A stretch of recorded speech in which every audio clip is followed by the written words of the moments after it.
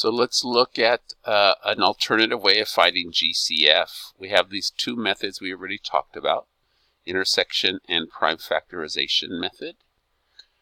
And now here is a kind of a cool theorem that allows us to find the GCF of bigger numbers. Sometimes it takes longer, and this is just an alternative way.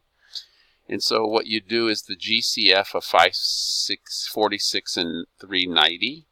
What you do is you subtract them. You get 156, and then you find the GCF of 390, the smaller one, and then your subtraction, 156. Then you subtract those two. It's an algorithm we're applying here. Subtract those two, and you get 234. So then you find the GCF of 234 and 156.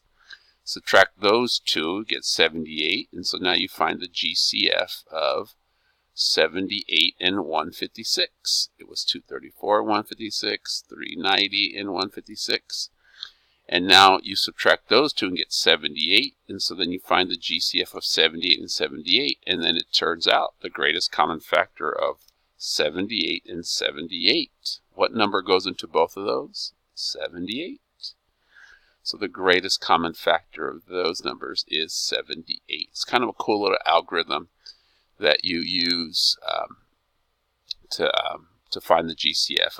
Go ahead and try those on. You'll have to do once, but again, try those and compare it to these methods here. And there's one more called the Euclidean algorithm. It's kind of a cool method also. To find the GCF of any two numbers, this theorem can be applied repeatedly. So you do it over and over again until a remainder of 0 is obtained. The final divisor leads to the remainder of 0 is your GCF. So this example's done for us here, and then you get this one here as your GCF 24. So on 310 and 1600, you're going to divide 1600 by 310. It goes into it 5 times, remainder 70. So you take the remainder part, 70, to see if it goes into 310, how many times? It goes in 4 times. Get a remainder of 30, and then you check to see, does 30 go into 70? So you always take the remainder and put it into the divisor, which was 70.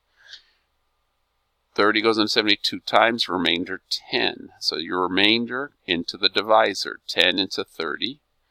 You get a remainder of 0, so the GCF of 310 and 1600 is 10. This is just alternative ways of finding GCF, kind of using some cool tricks derived from number theory and some algebra stuff that we don't prove here, but just some stuff we can apply to expand our understanding of GCF or ways to calculate it.